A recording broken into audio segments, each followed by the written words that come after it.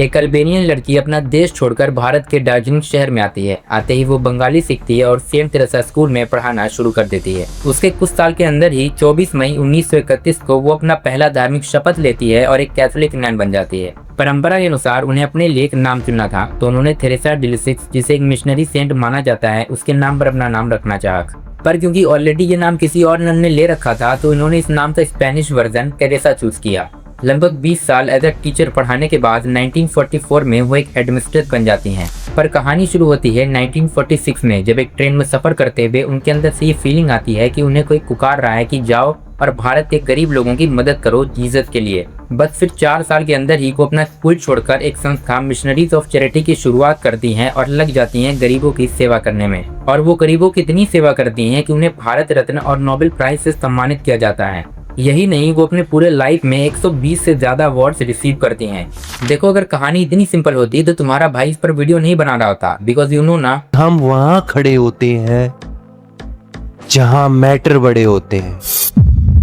8 नवंबर 1994 mother Teresa के ऊपर एक डॉक्यूमेंट्री रिलीज होती है जिसका नाम हेल्स एंजल्स रखा जाता है। इसका मतलब होता है नरक की देवी या नरक की परी, व्हाटएवर यू से।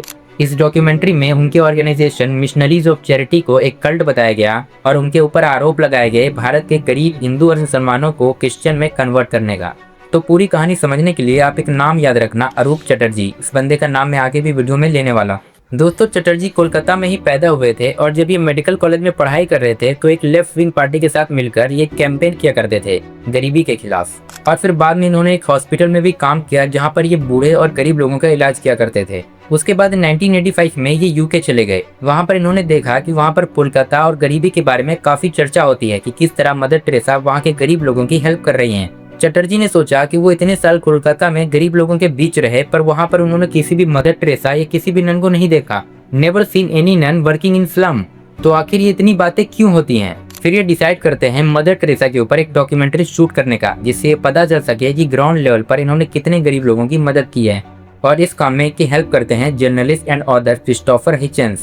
चटर्जी सैकड़ों लोगों से मिलते हैं और उन लोगों का इंटरव्यू लेते हैं जो मदर टेरेसा के साथ क्लोजली काम कर चुके थे। वो कई ऐसे लोगों से मिलते हैं जिनका इलाज मदर टेरेसा की मिशनरीज ऑफ चैरिटी में हुआ था। जब ये डॉक्यूमेंट्री रिलीज की जाती है तो इसका नाम रखा जाता है हेल्स एंजल्स। इनकी एक बुक भी लॉन्च होती है mother Teresa the final verdict के नाम से।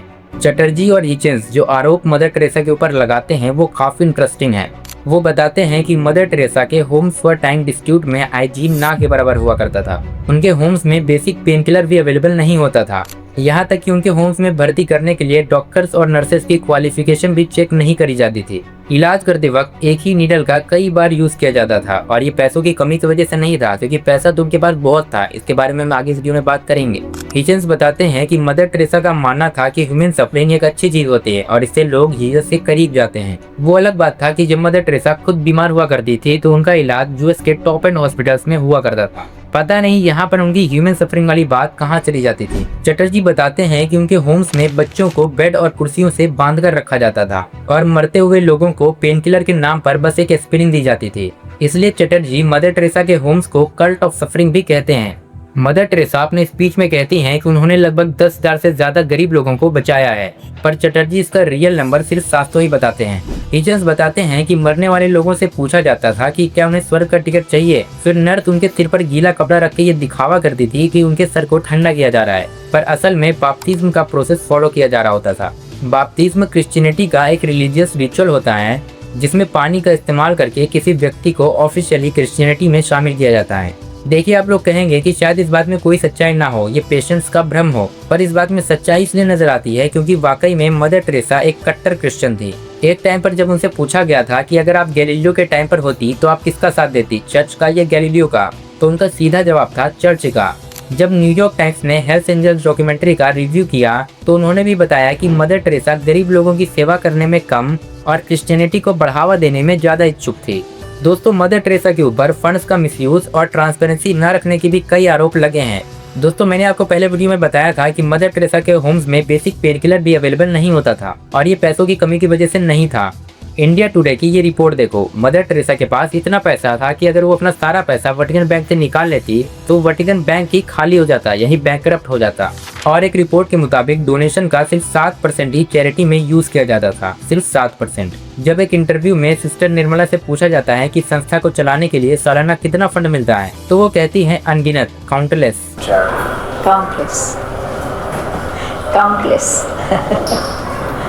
देखो, संस्था गरीब लोगों पर खर्च करे या ना करे, पर डोनेशन लेने में कभी भी पीछे नहीं हटी। इन्होंने चोर और डाकुओं से भी डोनेशन लिया है।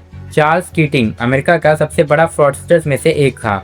उसने धोखे से कई लोगों से पैसे इन्वेस्ट करवाए और सबका पैसा लेकर डुबा दिया। उसी चार्ल्स कीटिंग ने मदर टेरेसा के संस्था में लाखों डोनेशन दिए थे। जब इसके ऊपर केस चल रहा था तो मदर टेरेसा ने इसके जज को एक लेटर लिखा था। उस लेटर में वो कहती है कि मैं नहीं जानती कि चार्ल्स ने क्या किया है, पर जब भी गरीब लोगों को पैसों की जरूरत पड़ी है तब इन्होंने डोनेशन दिया है। बेसिकली वो इसके सपोर्ट में लेटर लिखती हैं। फाइनली जब चार्ल्स को सजा हो जाती है तो पॉल तुर्ली नाम का एक बंदा मदर टेरेसा को एक लेटर लिखता है। वो लिखता है कि आप खुद सोचिए कि जीसस क्या करता कि अगर उसके डोनेशन में क्राइम का पैसा आया होता तो। अगर डोनेशन में आया हुआ पैसा किसी की मेहनत की कमाई से लूटा हुआ होता तो जीसस उन्हें वापस कर देते, और आपको भी यही करना चाहिए। और अगर आप मुझसे कांटेक्ट करें तो मैं आपको उन लोगों का पता बता सकता हूँ जिनका ये सारा पैसा है। पर इंटरेस्टिंग बात ये थी कि मदर टेरेसा ने इस लेटर का कभी रिप्लाई नहीं दिया और ना ही उन लोगों का पैसा वापस किया। अगर आप चाहें तो वीडियो को पॉज करके ये पूरा लेटर पढ़ सकते हैं। जीन क्राउड जो हैती का एक बड़ा डिक्टेटर था, उसके साथ भी मदर टेरेसा के काफी अच्छे रिश्ते बताए जाते हैं। वो भी मदर टेरेसा के संस्था का एक बड़ा डोनर था। इसी तरह से कई लोग हैं जिनका पब्लिक इमेज हमेशा कंट्रोवर्शियल रहा है, पर वो सब मिशनरीज ऑफ चैरिटी के बड़े डोनर्स में से एक थे। दोस्तों, मदर टेरेसा ने काफी अच्छे काम किए जिसकी वजह से उनका नाम इतिहास के पन्नों में भी दर्ज है। पर मैंने आज कोशिश की आपको सिक्के का दूसरा पहलू दिखाने की, जो हमें कभी स्कूल में भी नहीं पढ़ाया जाता। खैर, आप इस बारे में क्या सोचते हो कमेंट में लिखो। और यार, चैनल थोड़ा डाउन जा रहा है तो वीडियो को लाइक करो और चैनल को सब्सक्राइब कर लो।